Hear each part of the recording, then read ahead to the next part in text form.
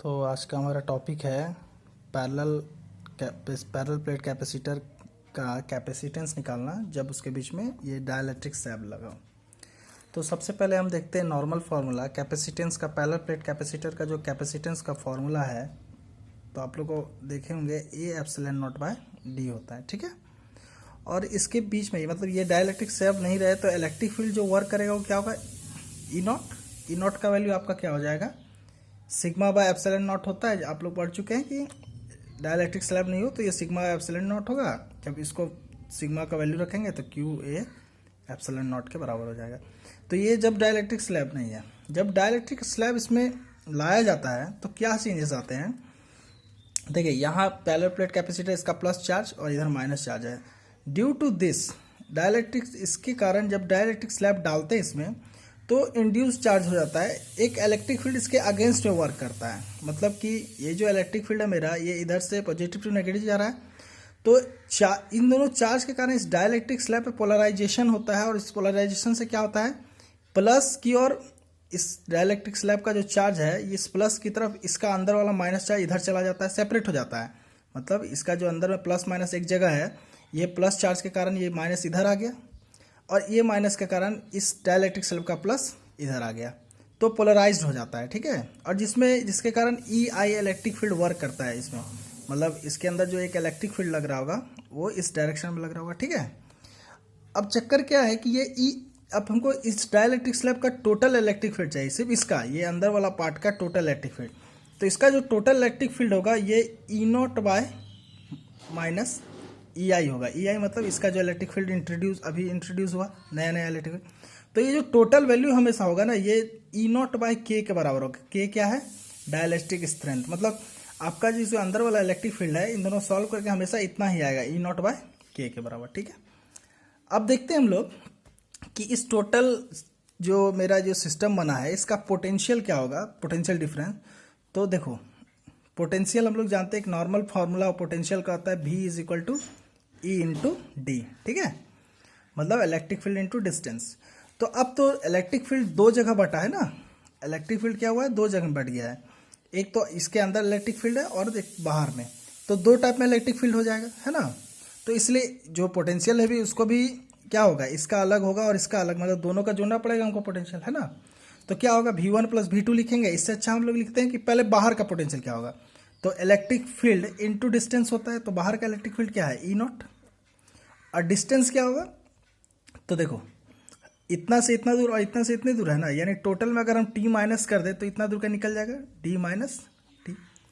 ये हुआ बाहर का पोटेंशियल। अब अंदर का पोटेंशियल तो वही है ई डी। तो ई आई मतलब अंदर का जो टोटल है तो ई इंटू डी, तो अंदर क्या है, टी है ना, है कि नहीं। तो हम लोग डायरेक्ट क्या लिख सकते हैं यहाँ पर, ई का वैल्यू क्या है, ई नॉट बाय के हम बोले थे, तो यहाँ ई नॉट बाय के हो जाएगा और किससे इंटू हो जाएगा, टी से, ठीक है। क्या अब ई नॉट का वैल्यू हम लोग जानते हैं, ई नॉट यहाँ से कॉमन आ सकता है कि नहीं। तो अंदर क्या बचेगा, D minus T plus T by K, इतना अंदर बच जाएगा। ई नॉट का वैल्यू रख देते हैं तो क्यू ए एप्सिलॉन नॉट, है ना, और क्या हो जाएगा, D minus T plus T by K, ठीक है। अब इसको क्या करते हैं, इक्वेशन 1 कर देते हैं, ओके। ये जो आपका कैपेसिटेंस है, नॉर्मल कैपेसिटेंस, जब कैपेसिटर में क्या हो, डाइलेक्ट्रिक स्लैब ना लगाओ। अब देखो यहाँ से मेरा Q को अगर हम इधर ले लें तो कैपेसिटेंस का फॉर्मूला आप लोग जानते हैं, C इज इक्वल टू क्या होता है, C is equal to C, capacitance का C is equal to Q by V. तो किसी तरह भी हमको क्यू वाई वी लाना है तो इसको इधर कर देंगे, क्यू वाई वी अगर लाते हैं, देखो therefore Q by V क्या हो जाता, A epsilon naught D minus T plus T by K, होता कि नहीं। बस यही फॉर्मूला को क्यू वाई वी, वी को यहाँ जो वी था उसको नीचे लेके चल गया, ए एप्सिलॉन नॉट ऊपर चला गया और ये पूरा मतलब क्यू वाई वी। और क्यू वाई वी हम लोग जानते हैं सी होता है कि नहीं। ये मेरा सी नॉट है, मतलब जब क्या हो, जब डाइलेक्ट्रिक स्लैब नहीं है, मतलब पैरेलल प्लेट कैपेसिटर का। और ये मेरा सी क्या आया, A epsilon naught D minus T plus T by K, है ना। अब दोनों इक्वेशन को कंपेयर कर देंगे हम, दोनों इक्वेशन को कंपेयर करते हैं तो क्या देखते हैं कि जो मेरा C का वैल्यू है सी बाय सी नॉट, कंपेयर का मतलब डिवाइड कर रहे हैं, सी बाय सी नॉट जो है वो क्या आ जाएगा, D minus T plus T by के।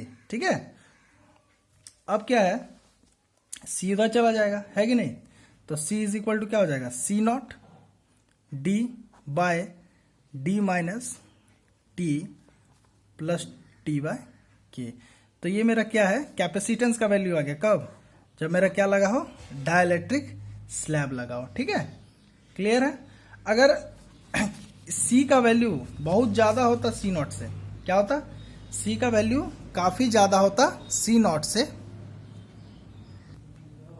यदि हम क्या करते हैं कि सी का वैल्यू जो है ना सी नॉट से बहुत ज़्यादा लेते हैं, तो मान लेते हैं कि ये डाइलेक्ट्रिक स्लैब जो है ना पूरा फैला हुआ है, इसका मतलब है कि जो टी जो है डी के बराबर है, तो मेरे जो आंसर टोटल आ जाता सी का वो क्या आ जाता, K A epsilon naught by D आ जाता।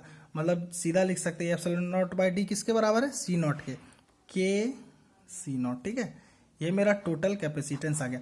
आप लोग को एग्जाम में यहाँ तक प्रूफ करना है, अगर दे गिवन कर दे कि T is equal to D है, तब आप इसको यहाँ तक प्रूफ कीजिएगा। ठीक है, तो ये मेरा था कब, डाइलेक्ट्रिक जब हो, डाइलेक्ट्रिक स्लैब लगा हो पैरेलल प्लेट कैपेसिटर में, तो इसका कैपेसिटेंस कैसे फाइंड करते हैं।